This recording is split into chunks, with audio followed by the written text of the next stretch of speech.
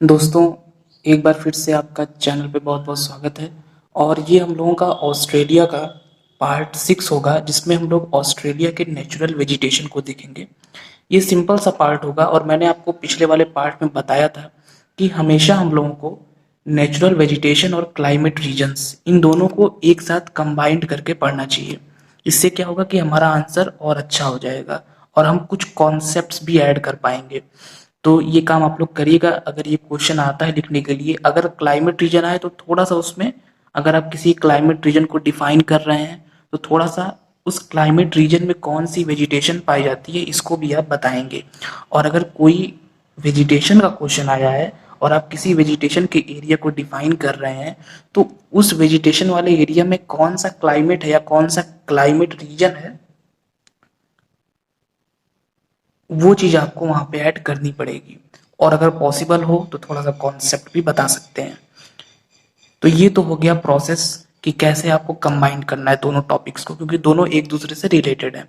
अगर हम कहीं पर वनस्पति की बात कर रहे हैं तो वहाँ की जलवायु की चर्चा करनी पड़ेगी, और अगर कहीं की जलवायु की बात कर रहे हैं तो उस जलवायु के कारण कौन सी पर्टिकुलर टाइप की वहाँ वेजिटेशन उगती है वो भी हम लोगों को बताना पड़ेगा। तो ये तो हो गया कि आंसर लिखने का एक प्रोसेस। और प्रक्रिया आंसर लिखने की सिंपल ही होगी। सबसे पहले आप एक इंट्रोडक्शन देंगे। इंट्रोडक्शन आप लोग लिख लेंगे 50 से 60 वर्ड का, ऑस्ट्रेलिया के बारे में कुछ बेसिक बातें। इसके बाद इसके जो अलग अलग रीजन्स हैं, 6 रीजन्स यहाँ पे हैं वनस्पति के, जो अलग अलग यहाँ पे अभी हम लोग पढ़ेंगे कहाँ कैसा वेजिटेशन है, कहाँ कैसी वनस्पति है। तो सबके बारे में अगर आप 50-50 वर्ड्स भी लिखेंगे तो आसानी से सभी रीजन्स को मिला के, इंट्रोडक्शन को मिला के, सब कुछ लेकर के आप 350 से 400 शब्दों का एक बहुत ही अच्छा मैटर इस पे आप तैयार कर सकते हैं। तो ये तो बात हो गई लिखने के तरीके की। अब हम लोग मेन टॉपिक पे आते हैं। ये चैप्टर सिंपल होगा क्योंकि जो क्लाइमेट रीजन था, मेन कॉन्सेप्ट हम लोग वहां समझ चुके हैं। अब यहाँ पे हमको सिंपली एक चीज ये देखनी है कि किस रीजन में कौन सा वेजिटेशन हमको देखने को मिलता है। ठीक है। एक चीज हम यहाँ पे और बताएंगे कि नेचुरल वेजिटेशन और क्लाइमेट रीजन में आप लोग एक ट्रिक का यूज कर सकते हैं। जैसे आपने 6 जलवायु प्रदेशों को पढ़ा पिछले वाले लेक्चर में, तो यही सारे जलवायु प्रदेश आपको अलग अलग कॉन्टिनेंट्स में भी देखने को मिलेंगे। अब जैसे सेमी एरिड रीजन या एरिड रीजन हो गया, या फिर हम लोगों ने यहाँ मेडिटेरेनियन देखा, यहाँ हम लोगों ने नीचे देखा था पिछले वाले लेक्चर में समुद्री पश्चिमी तटीय जलवायु प्रदेश, यहाँ उष्ण मानसूनी, यहाँ आर्द्र वाला देखा था। ये पूरा मरुस्थली था, बीच में थोड़ा सा अर्ध मरुस्थली था। तो यही सारे जब रीजन्स हमको अलग, जैसे मान लीजिए इसी में के कुछ प्रदेश हमको साउथ अमेरिका में भी मिलेंगे क्योंकि वहां भी भूमध्य सागरीय है, वहां भी मानसूनी, और अदर रीजन्स हमको अलग अलग कॉन्टिनेंट्स में देखने को मिलते हैं। तो इससे आपकी एक ये हेल्प होगी कि अगर आपने किसी एक कॉन्टिनेंट का वेजिटेशन और किसी एक कॉन्टिनेंट का, जैसे वेजिटेशन में मैं ये बताऊं कि जैसे मान लीजिए कि मानसून में कौन कौन सी इंपॉर्टेंट वेजिटेशन आपने रट ली, ये थोड़ी सी रटने वाली चीज है। तो एक बार आपको मेहनत करनी पड़ेगी, बस एक बार की मेहनत है। अगर आपने ऑस्ट्रेलिया में इतना पढ़ लिया तो जब आप किसी और कॉन्टिनेंट में लिखेंगे तो स्थान तो बदलेगा। अब जैसे ऑस्ट्रेलिया में भूमध्य सागरीय वाला यहाँ पे है, यहाँ पे थोड़ा सा यहाँ पर है, ठीक। लेकिन किसी और कॉन्टिनेंट में जाएंगे तो लोकेशन तो बदल जाएगी क्योंकि वो अलग कॉन्टिनेंट है। लेकिन वहाँ रेनफॉल कितनी हो रही है, कॉन्सेप्ट क्या है, और टेम्परेचर समर और विंटर का एवरेज क्या होता है, ये जो फैक्चुअल चीजें होंगी वो सेम होंगी। तो एक बार की मेहनत है और उस मेहनत का लाभ आप अलग अलग कॉन्टिनेंट्स में उठा सकते हैं। और सबसे अच्छा तब होगा जब हम लोग एशिया के क्लाइमेट पढ़ेंगे। एशिया में बहुत, मुझे जहां तक लगता है सबसे ज्यादा जलवायु प्रदेश एशिया में है, तो उसको तो खैर हम लोग आगे देखेंगे। तो ये काम आप लोग करिएगा, इसीलिए इसको बहुत अच्छे से करिए और इसका बेनिफिट आपको अदर कॉन्टिनेंट्स पढ़ने में बहुत मिलने वाला है, क्योंकि बार बार तो रटना है नहीं। अब जैसे अगर आपने पढ़ लिया कि एरिड रीजन में कौन कौन सी वेजिटेशन होती है तो उसको फिर रटने की जरूरत नहीं है। एशिया में जब आप पढ़ेंगे एरिड रीजन को तो वहां भी आप वही कंटेंट यूज करेंगे। जब आप अफ्रीका में पढ़ेंगे, जब आप साउथ अमेरिका में पढ़ेंगे तो आप इसी को यूज करेंगे, कैक्टस, बबूल, कीकर, खजूर, खेजड़ी, ये सारी चीजें। तो ये इस तरीके से आपको रीजनल स्टडी में ये कुछ ट्रिक्स होती हैं जिससे हम अपना समय भी बचा सकते हैं और हम कम समय में अधिक चीज़ों को तैयार भी कर सकते हैं। तो ये कुछ इंपॉर्टेंट बातें हो गई। अब चलिए शुरू करते हैं। सबसे पहला जो हमारा हेडिंग है वो है नंबर 1 पे उष्ण मानसूनी वन। उष्ण मानसूनी वन कहाँ देखने को मिलेगा? जब हम लोग क्लाइमेट वाला पढ़ रहे थे, अगर आप लोगों ने क्लाइमेट वाला नहीं देखा है तो जाके देख लीजिएगा, तब ये और अच्छे से क्लियर होगा। ये जो रीजन है हम लोगों ने पार्ट जस्ट इसके पहले वाले में देखा कि यहाँ पे उष्ण मानसूनी जलवायु प्रदेश हमको देखने को मिलता है। यहाँ पे उष्ण मानसूनी वन है। अब यहाँ पे एक चीज बस हम लोगों को ध्यान से पढ़ना है कि उष्ण मानसूनी वन में मेन कौन कौन सा वेजिटेशन हमको देखने को मिलता है। तो यहाँ पर मैंने तीर के माध्यम से लिख दिया है। तो इसमें साल, सागौन, शीशम, आम, शाखू, पीपल, बरगद, आंवला, जामुन इत्यादि हमको देखने को मिलते हैं। तो कुल मिला के अगर हम एक मोटे तौर पे कहें तो इंडिया में नॉर्मली, क्योंकि इंडिया में मानसूनी क्लाइमेट है, मानसून वाली जलवायु है, तो जो हम लोग को नॉर्मली इंडिया में देखने को मिलता है अपने आसपास, वही सारा हम लोगों को यहाँ पर भी देखने को मिलता है, क्योंकि ये वही वाली क्लाइमेट है, उष्ण मानसूनी जलवायु प्रदेश। ठीक है।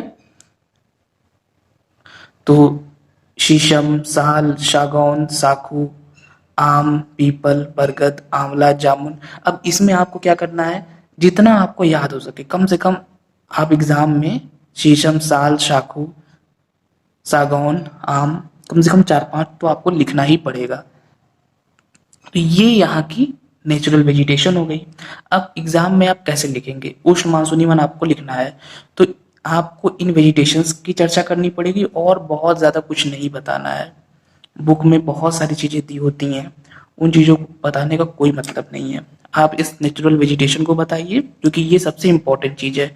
आप अलग कहानियाँ लिखेंगे लेकिन यही नहीं बताएंगे कि कौन सी वेजिटेशन वहाँ देखने को मिलती है, तो फिर कोई मतलब नहीं होगा। इस वेजिटेशन को बताइए, यहाँ कौन सा जलवायु प्रदेश है इसको बताइए, बस आपका काम हो जाएगा। तो ये हो गया आपका उष्ण मानसूनी वन का यहाँ पे वेजिटेशन। अब यहाँ पे हम लोगों ने पिछले वाले लेक्चर में देखा कि ये मानसूनी क्लाइमेट वाला क्षेत्र है। यहाँ पे जो विंड्स होती हैं वो प्रेशर बेल्ट की शिफ्टिंग होती है, कैसे विंड्स आती हैं, रेनफॉल करती हैं, तो इस चीज़ को आप लोग देख के अच्छे से समझ लीजिएगा। तो ये हो गया आपका पहला उष्ण मानसूनी वन। ज़्यादा कुछ इसमें नहीं है, बहुत ही सिंपल है। ये वाला चैप्टर आप लोग को काफ़ी इजी लगेगा, क्योंकि ऑलरेडी हम लोग जो मेन कॉन्सेप्ट वाली चीज़ें वो हम लोग कर चुके हैं। दूसरा शीतोष्ण मानसूनी वन। देखिए यहाँ पर हम लोगों ने देखा था, ये वाला जो क्षेत्र है हमारा, ये हम लोगों ने पढ़ा था उपोष्ण आर्द्र प्रदेश जलवायु प्रदेश, वही वहाँ पे शीतोष्ण मानसूनी वनस्पति हम लोगों को देखने को मिलती है। इसमें कॉन्सेप्ट आपको याद होगा। इधर से हम लोगों ने चर्चा की थी कि ट्रेड विंड्स कैसे आती हैं और यहाँ ग्रेट डिवाइडिंग रेंज है उससे टकरा के वर्षा करती हैं। ठीक, तो ये इसके अंतर्गत oak, laurels, maple, magnolia, eucalyptus, beech, ash, ये इंपॉर्टेंट हम लोगों को वेजिटेशन देखने को मिलती है।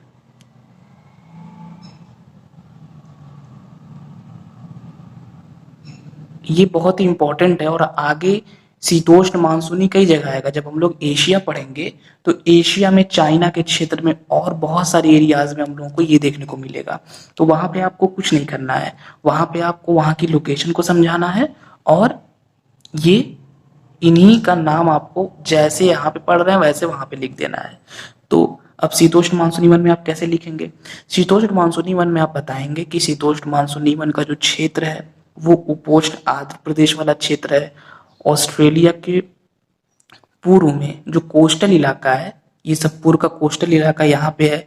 यहाँ जो हमारी ट्रेड विंड्स इधर से आती हैं उनसे काफी यहाँ पे रेनफॉल होती है, और रेनफॉल तो होती ही है, साथ ही इसकी जो लोकेशन को हमें समझाना पड़ेगा। और यहाँ स्टेट्स कौन से हैं, बहुत सारी चीजें आपको पता होनी चाहिए। ये क्वींसलैंड है, ये न्यू साउथ वेल्स है, ये विक्टोरिया है। तो क्वींसलैंड, न्यू साउथ वेल्स और विक्टोरिया का जो कोस्टल इलाका है वहीं पे रेनफॉल होती है, और ये सारा हमको वेजिटेशन देखने को मिलता है।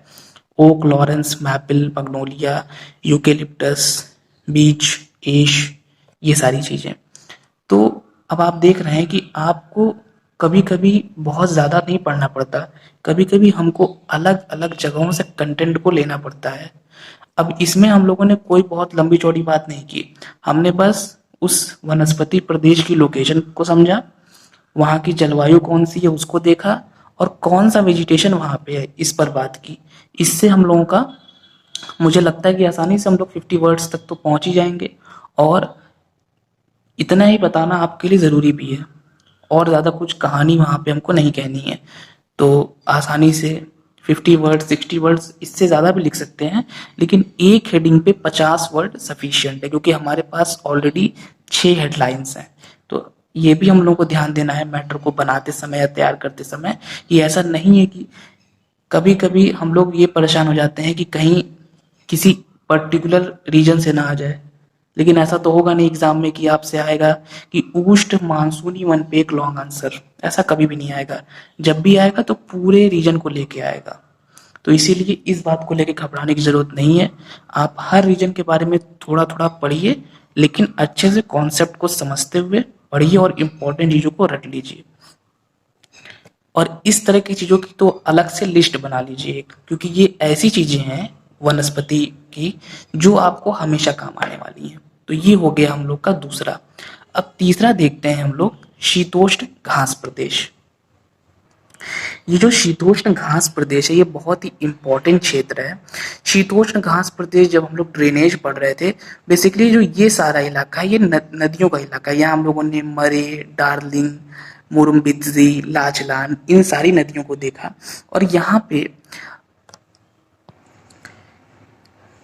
घास देखने को मिलती है, एक प्रकार का घास प्रदेश है जिसको हम लोग डाउन्स बोलते हैं। आप लोग को पता होगा गेहूं की खेती काफ़ी इम्पोर्टेंट है यहाँ पे। जो अलग अलग हमारे क्षेत्र होते हैं, जैसे हम लोगों का प्रेरी हो गया, स्टेपी, प्रेरी, डाउन्स, वेल्ड, ये सारे इंपॉर्टेंट घास प्रदेश आपने पढ़े होंगे। तो उसी में से ही जो ये वाला हम लोग का इलाका है, कह सकते हैं कि क्वींसलैंड, न्यू साउथ वेल्स और यहाँ पे विक्टोरिया, विक्टोरिया का ये पूरा रीजन है। यहाँ पे ये मरे डार्लिंग बेसिन वाला इलाका है, और ये बेसिकली डाउन्स प्रदेश है। क्यों यहाँ पे घास उगती है? क्योंकि यहाँ रेनफॉल कम होती है। बीच बीच में कहीं कहीं पे कुछ पेड़ इत्यादि हम लोगों को देखने को मिलते हैं, लेकिन मेनली यहाँ घास ही होती है, इसलिए इसको घास प्रदेश कहते हैं, ग्रास लैंड कहते हैं। और बहुत ही इम्पोर्टेंट है ये, हम लोगों ने पिछले वाले लेक्चर में देखा था, और हम लोग आगे इसके पहले बहुत सारे पार्ट्स में ये बात कर चुके हैं कि ये यहाँ पे ग्रेट डिवाइडिंग रेंज है। ये सारी चीज़ें बिल्कुल हमेशा पता होनी चाहिए, जिससे बहुत सारे कॉन्सेप्ट्स आपस में जुड़े हुए हैं, तो उसको समझने में दिक्कत नहीं होगी। हम लोगों ने ये बात की थी कि यहाँ पूरी की पूरी रेनफॉल तो इधर ही हो जाती है।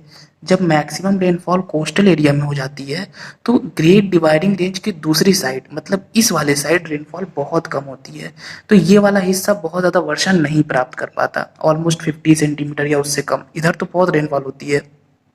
इसीलिए मैंने बताया था कि बड़े बड़े शहर हैं जैसे Canberra, Sydney, Adelaide, Melbourne, Brisbane, ये बड़े बड़े शहर सारे कहाँ पे हैं? कोस्टल एरियाज में ही हैं। तो अंदर जाने पे रेनफॉल कम हो रही है, इसलिए ये जो रीजन है ये कम रेनफॉल प्राप्त कर पाता है, और यहाँ पे घासें ही उग पाती हैं। तो इसमें बहुत ज़्यादा कोई वेजिटेशन नहीं रखनी है, सिंपल ये डाउन्स रीजन है, एक प्रकार का ग्रास लैंड है, और यहाँ घासें ही हमको देखने को मिलती हैं। अब इसके बाद चौथा काफ़ी इम्पोर्टेंट, भूमध्य सागरीय वनस्पति। ये तो सिंपल है, जो भूमध्य सागरीय जलवायु प्रदेश हम लोगों ने पढ़ा था वही वाला ये इलाका है। और इसमें जो वेस्टर्न लीज होती हैं, पछुआ हवाएं, उनसे रेनफॉल होती है। कॉन्सेप्ट हम लोग जानते हैं कि कैसे बेल्ट्स में शिफ्टिंग होती है। और वैसे तो ये एरिया, यहाँ पे जो इसका लैटिट्यूड अगर हम देखें तो ये वेस्टर्न लीज के एरिया में आएगा ही, लेकिन जब प्रेशर बेल्ट्स में शिफ्टिंग होती है तो ये एरिया जो है और ज़्यादा वेस्टर्लीज के प्रभाव में आ जाता है, और ज़्यादा हिस्से को वेस्टर्लीज कवर कर लेती हैं। तो ये होता है। अब भूमध्य सागरीय वनस्पति में एक चीज बस आपको ध्यान देना है कि जो खट्टे फल होते हैं हमारे, वो भूमध्य सागरीय वनस्पति में सबसे इंपॉर्टेंट है। चाहे जहां पर भूमध्य सागरीय जलवायु और भूमध्य सागरीय वनस्पति ये विश्व के अलग अलग कॉन्टिनेंट्स में, वैसे तो भूमध्य सागर के चारों ओर तो देखने को मिलता ही है, लेकिन नॉर्थ अमेरिका में कैलिफोर्निया का इलाका, साउथ अमेरिका में चिली का इलाका, ऑस्ट्रेलिया में ये वाला इलाका, विश्व के अलग अलग कॉन्टिनेंट्स में भी हम लोगों को कहीं कहीं पर मेडिटेरेनियन क्लाइमेट देखने को मिलती है और वहाँ पे मेडिटेरेनियन टाइप की वेजिटेशन देखने को मिलती है। तो इसमें हम लोगों को कहीं कहीं ओक जैसे वृक्ष भी देखने को मिलते हैं, लेकिन मेनली जैतून, अंजीर, नींबू, इसके अलावा जो ऑरेंज होता है नारंगी, और अंगूर, ये सब काफी ज्यादा हम लोगों को देखने को मिलता है। और अंगूर तो जैसे जो स्पेन फ्रांस वाला क्षेत्र है जहाँ पर मेडिटेरेनियन क्लाइमेट है, कोस्टल क्षेत्र में जो भूमध्य सागर से लगा हुआ इलाका है उसका, वहाँ पे तो अंगूर काफी इंपॉर्टेंट है, उससे वाइन इत्यादि बनाई जाती है। तो जब भी भूमध्य सागरीय जलवायु प्रदेश की बात हो तो दो चीजों को हमेशा ध्यान में रखना चाहिए। एक तो वहां पे खट्टे फल इंपॉर्टेंट होंगे, विश्व के सबसे ज्यादा खट्टे फल यही हमको देखने को मिलते हैं। और यहाँ पे जो रेनफॉल होगी वो विंटर्स में होगी, विंटर्स में ज्यादा होगी। अब ऐसा नहीं है कि समर में एक बूंद भी पानी नहीं गिरेगा, विंटर्स में ज्यादा होगी, ये चीज इंपॉर्टेंट है। मेनली विंटर्स में ही होती है, लेकिन मैंने आपको ये चीज बताई थी कि विंटर्स में इसलिए ज्यादा होगी, या हम ये कह सकते हैं कि विंटर में ज्यादा एरिया पे होगी, क्योंकि नॉर्मली तो ये हिस्सा पछुआ हवाओं के क्षेत्र में है, और अगर हवाएं आएंगी आर्द्रता लेके टकराएंगी किसी रिलीफ से तो वहां पे रेनफॉल करेंगी। लेकिन जब प्रेशर बेल्ट ऊपर होती है तो और ज्यादा हिस्सा पछुआ हवाओं के क्षेत्र में आ जाता है। तो ये हम कह सकते हैं कि विंटर्स में रेनफॉल ज्यादा हिस्से पे होती है। लेकिन जैसे कभी कभी क्या होता है, किताब में कोई चीज लिखी है, हम लोग उसको एज इट इज बिल्कुल समझ लेते हैं और हम माइंड में ये बैठा लेते हैं कि समर में हो ही नहीं सकती। और कहीं आपने ये सुन लिया कि समर में इस एरिया में रेनफॉल हुई थोड़ी बहुत, तो आपको लगेगा कि किताब में गलत दिया है। किताब में सही दिया है, बट हमको थोड़ा सा उस चीज को सोचना पड़ेगा कॉन्सेप्ट के साथ कि हाँ समर में भी होती होगी, लेकिन समर में उसका एरिया कम है। लेकिन विंटर्स में जैसे जब बेल्ट्स में शिफ्टिंग होती है तो बेल्ट जब ऊपर खिसकेगी तो उसका एरिया थोड़ा सा और ज्यादा बढ़ जाएगा, और इससे वो जो वेस्टर्लीज हैं वो ज्यादा हिस्से को कवर करेंगी। तो ये चीज इसमें है। तो ये इसमें सिंपल इसका वेजिटेशन है, ओक, जैतून, अंजीर, नींबू, इसके अलावा ऑरेंज हो गया, ग्रेप्स हो गया, ये सारी चीजें आप लोग ऐड इसमें कर सकते हैं। और ये आपका हर जगह यूजफुल होगा। आप जब साउथ अमेरिका का नेचुरल वेजिटेशन पढ़ेंगे तो वहाँ भी आप यही बताएंगे, जब आप कैलिफोर्निया को बताएंगे नॉर्थ अमेरिका में तो वहाँ भी आपको यही बताना पड़ेगा। तो इसको बहुत अच्छे से रट लीजिए। इसके बाद पांचवा हम लोगों का है शीतोष्ण चौड़ी पत्ती वाले पतझड़ वन। ये हम लोगों को मेनली तस्मानिया में और विक्टोरिया जो इसका प्रांत है उसका तो बिल्कुल दक्षिणी क्षेत्र है विक्टोरिया का, वहां पे हम लोगों को देखने को मिलता है। और इसमें सिंपली हम लोगों को ओक, ईश, एल्म, बर्च, मैपल, चेस्टनट और वॉलनट, ये सारे हम लोग को वेजिटेशन देखने को मिलते हैं। और इसमें भी हम लोगों ने पढ़ा था कि लगभग जो पछुआ हवाओं वाला कॉन्सेप्ट वेस्टर्लीज वाला है, लगभग वैसा ही कुछ कॉन्सेप्ट इसके लिए भी हम लोगों को देखने को मिलता है। विंड को आप लोग अच्छे से पढ़ लीजिए एक बार। जो हम लोगों की परमानेंट विंड्स होती हैं, पॉसिबल होगा तो हम कभी इस रीजनल स्टडी के बाद समय मिलेगा तो उस पर भी हम कुछ लेक्चर्स अपलोड कर देंगे। जो हम लोगों की ट्रेड विंड्स होती हैं, जो वेस्टर्लीज होती हैं, और जो हम लोगों की पोलर विंड्स होती हैं, ये तीन विंड्स आपको पढ़ना बहुत ज़रूरी है। क्योंकि जो विश्व के अलग अलग भागों में जो रेनफॉल का जो प्रोसेस है, बहुत सारी प्रक्रियाएं हैं, उनको समझने के लिए उन विंड्स की नॉलेज होना ज़रूरी है कि कैसे कैसे वो विंड चल रही है। और बहुत ही सिंपल है, बिल्कुल भी टफ नहीं है। और उन विंड का जो कॉन्सेप्ट है वो बहुत इंपॉर्टेंट है। हम लोग क्या करते हैं, रीजनल स्टडी में हर चीज़ को रटने का प्रयास करते हैं, इसीलिए रीजनल स्टडी बोरिंग भी लगती है। लेकिन रीजनल में भी हम जब कॉन्सेप्ट्स को ऐड करके पढ़ते हैं तो हमारे लिए काफ़ी सही रहता है। तो ये चीज आप लोग यहाँ पे नोट कर लीजिए इसका। और सिंपल है कि शीतोष्ण चौड़ी पत्ती वाले पतझड़ वन, उसमें ये आपके इम्पोर्टेंट वेजिटेशन हम लोग को देखने को मिलता है। अब लास्ट 6 मरुस्थलीय वनस्पति, जो हम लोग का डिजर्ट की वेजिटेशन है। ये तो बहुत ही सिंपल है। इसमें हम लोगों ने देखा था कि कैसे मैक्सिमम रेनफॉल कोस्टल एरिया में हो रही है, इधर रेनफॉल कम होती जा रही है। यहाँ से भी हवाएं आ तो रही हैं मानसून वाली, जो यहाँ पे जो मानसून क्लाइमेट है उस समय पे, लेकिन ये ज़्यादा बड़े हिस्से को ये मानसून कवर नहीं कर पाता है, क्योंकि हवाओं को ऐसा कोई बैरियर इत्यादि नहीं मिलता है। जैसे इंडिया में मानसून इतने बड़े हिस्से को कवर करता है, लेकिन ऑस्ट्रेलिया में नहीं कर रहा है। ऑस्ट्रेलिया में आप देखिए, जो उष्ण मानसूनी जलवायु है केवल इतने ही एरिया तक हम लोग को देखने को मिलती है। तो यहाँ से भी हवाएं आर्द्रता लेके यहाँ तक नहीं पहुँच पा रही हैं, यहाँ से भी यहाँ तक नहीं पहुँच पा रही हैं। इसके पीछे रीज़न ये भी हो सकता है कि यहाँ तो ग्रेट डिवाइडिंग रेंज है, पूरी की पूरी रेनफॉल कोस्टल एरिया में ही हो जा रही है, और यहाँ पे ऐसा कोई खास रिलीफ है नहीं, छोटे छोटे प्लेटोज हैं, तो वो उतना ऐसा नहीं हो पा रहा है कि हवाओं से टकरा के बहुत ज़्यादा रेनफॉल हो रही है। तो इसलिए एक तो, और दूसरा यहाँ पे एक हम लोगों ने बात की थी, एक यहाँ पे ठंडी धारा है, कोल्ड करंट है, पश्चिमी ऑस्ट्रेलिया की ठंडी धारा, वेस्ट ऑस्ट्रेलियन कोल्ड करंट। तो ये सारे जो फैक्टर्स हैं, ये इस डिजर्ट के फॉर्मेशन के लिए जिम्मेदार हैं, उत्तरदायी हैं। और उसी वजह से यहाँ पे जो ऑस्ट्रेलिया का पश्चिमी क्षेत्र है, वैसे तो यहाँ पे थोड़ा बहुत ठीक है, लेकिन जो पश्चिमी इलाका है वो बिल्कुल टोटली डिजर्ट ही डिजर्ट है। और ऑस्ट्रेलिया के जो इम्पोर्टेंट सिटीज़ हैं, जैसे यहाँ डार्विन हो गया, यहाँ पर्थ हो गया, इधर फिर मेलबर्न, एडिलेड, सिडनी, ये इधर कोस्टल क्षेत्र में हम लोग को देखने को मिलते हैं। तो कोस्टल एरिया ही ऑस्ट्रेलिया का हम लोगों का इम्पोर्टेंट एरिया है। और यहाँ पे डिजर्ट का कॉन्सेप्ट तो हम लोग को समझ में आ गया। अब डिजर्ट में कौन कौन सी वेजिटेशन देखने को मिलेगी, तो उसमें हम लोगों को पता है पहले से ही कि कैक्टस है, बबूल, कीकर, खजूर, झाऊ, खेजड़ी, ये सारे जो वेजिटेशन है यही हम लोगों को इन क्षेत्रों में देखने को मिलता है, ये ऑस्ट्रेलिया के रीजन्स में। बीच बीच में इसमें कहीं कहीं पर प्लेटो एरियाज भी हैं। यहाँ मसग्रेव रेंज, मैकडोनल्ड रेंज, इधर छोटे छोटे पहाड़ियाँ हैं, और बाकी तो पूरा डिजर्ट ही डिजर्ट है। Great Victoria Desert, Sandy Desert, Gibson Desert, Stuart Stony Desert, अलग अलग जगह अलग अलग नाम रखा गया है डिजर्ट का।